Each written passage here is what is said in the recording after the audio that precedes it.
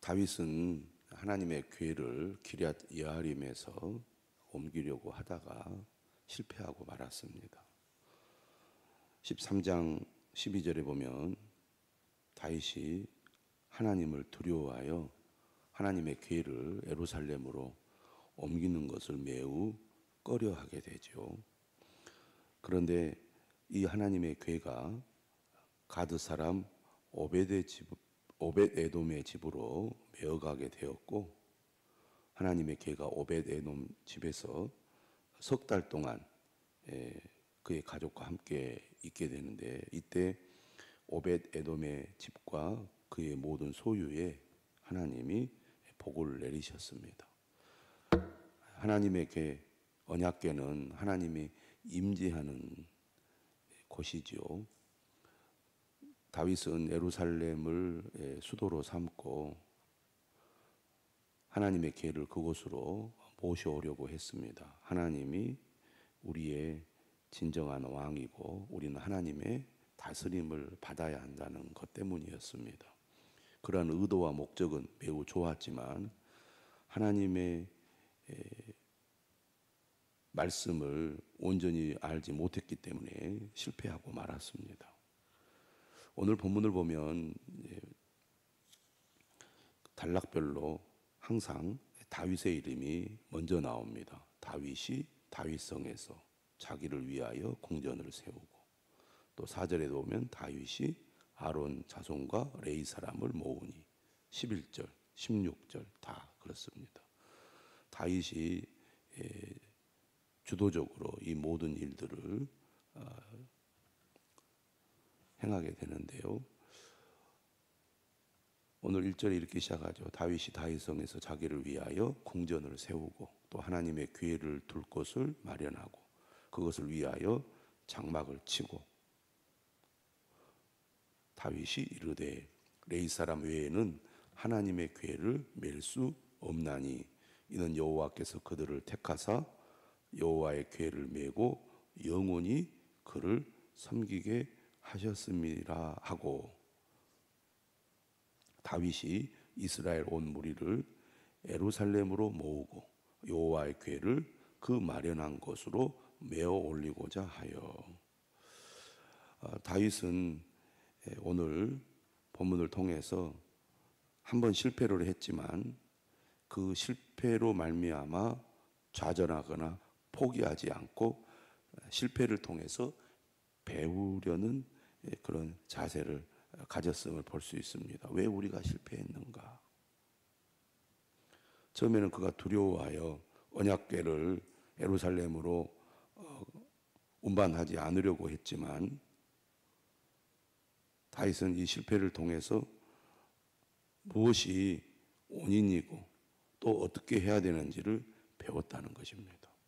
우리도 어떤 일을 하다가 뜻대로 되지 않고 실패하는 경험을 갖게 되는데, 실패는 좌절의 끝이 아니라 하나님을 더 깊이 알아가는 기회가 될 수 있음을 알고 다시 하나님의 뜻을 찾고 또 용기와 지혜를 가지고 다시 시도를 해야 된다는 것을 우리는 다윗을 통해서 배우게 됩니다.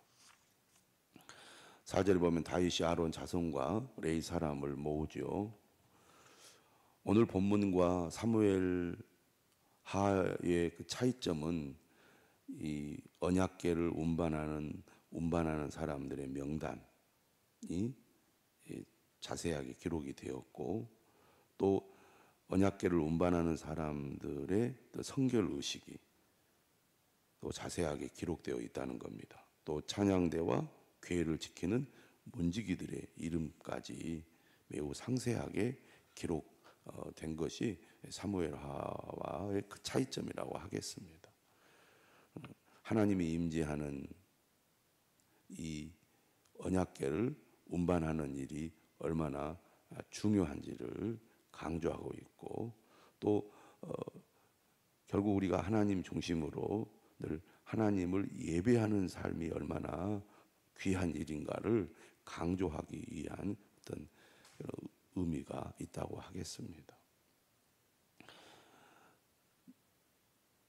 4절에서 10절은 이 언약궤 운반자들의 명단이 나오고, 이 운반하기 위해서 11절 이하에서는 성결 의식을 행하게 됩니다.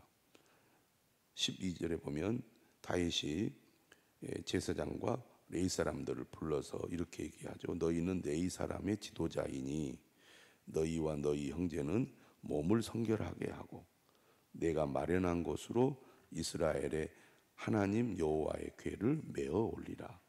전에는 너희가 매지 아니하였으므로 우리 하나님 여호와께서 우리를 찢으셨으니 이는 우리가 규례대로 그에게 구하지 아니하였습니다.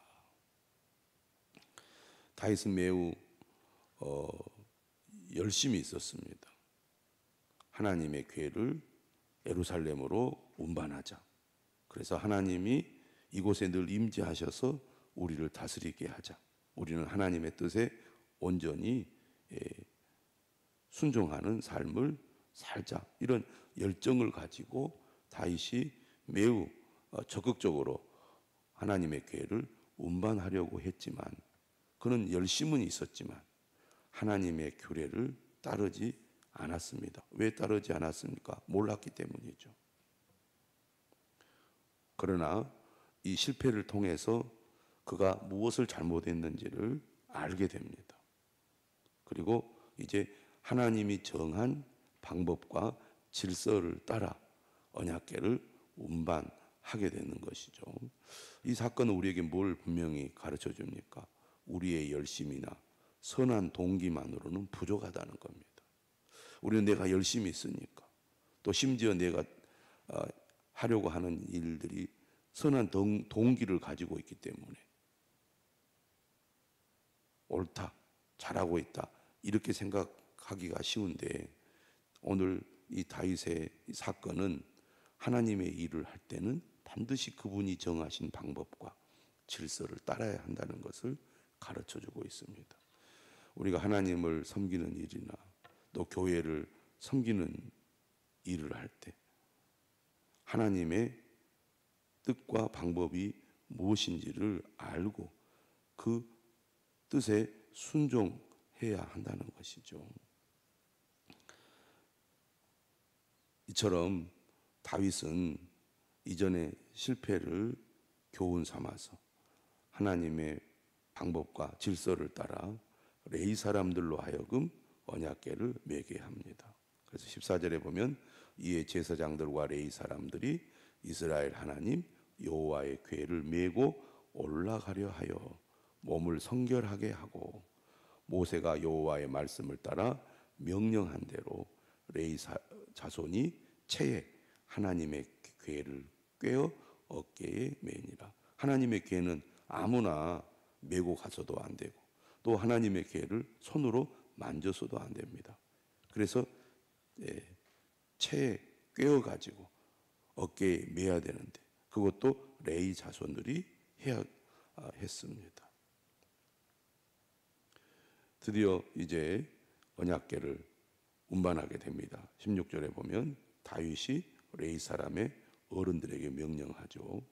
그의 형제들을 노래하는 자로 세우고 비파와 수금과 재금 등의 악기를 울려서 즐거운 소리를 크게 내라고 했습니다.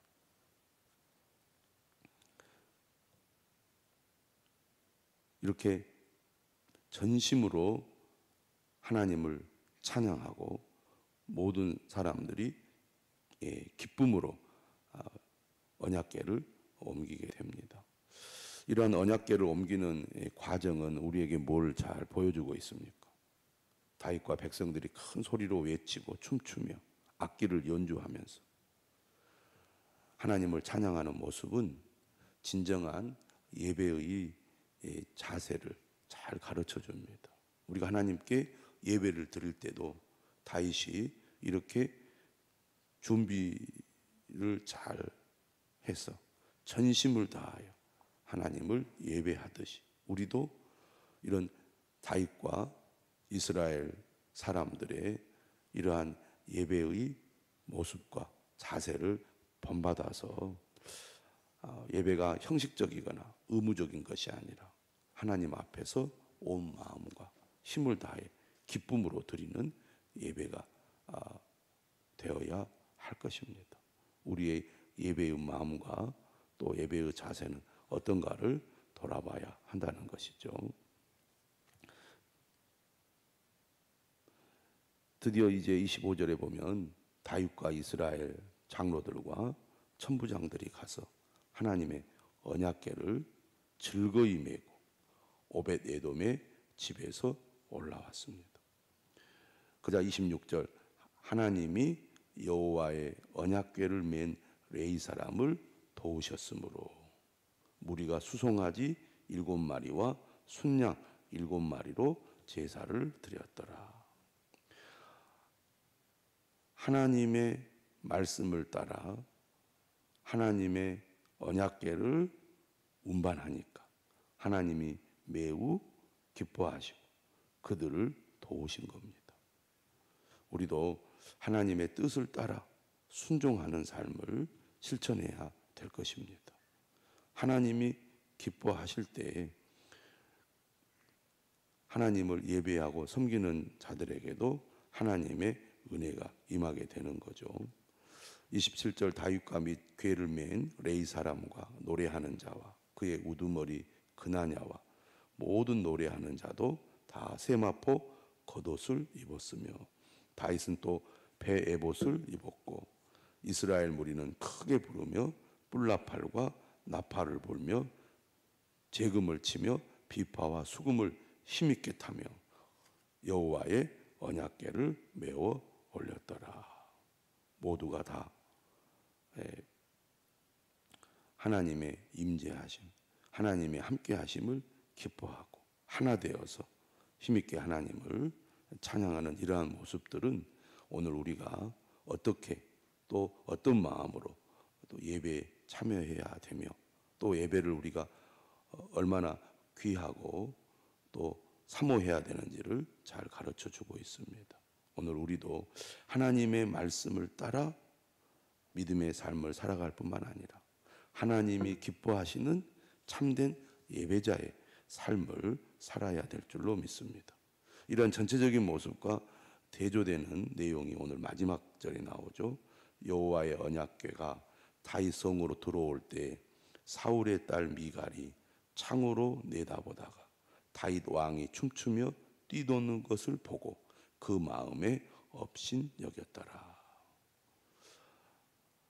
하나님을 예배하는 일, 하나님을 섬기는 일, 하나님 중심의 삶을 이해하지 못한 다윗의 아내 사울의 딸 미갈은 오히려 다윗 왕이 왕의 채통을 버리고 춤추며 뛰노는 것을 우습게 여긴 것입니다.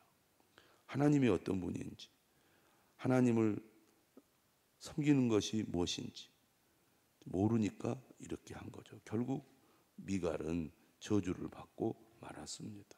오늘 우리도 미갈과 같은 사람이 되지 말아야겠습니다.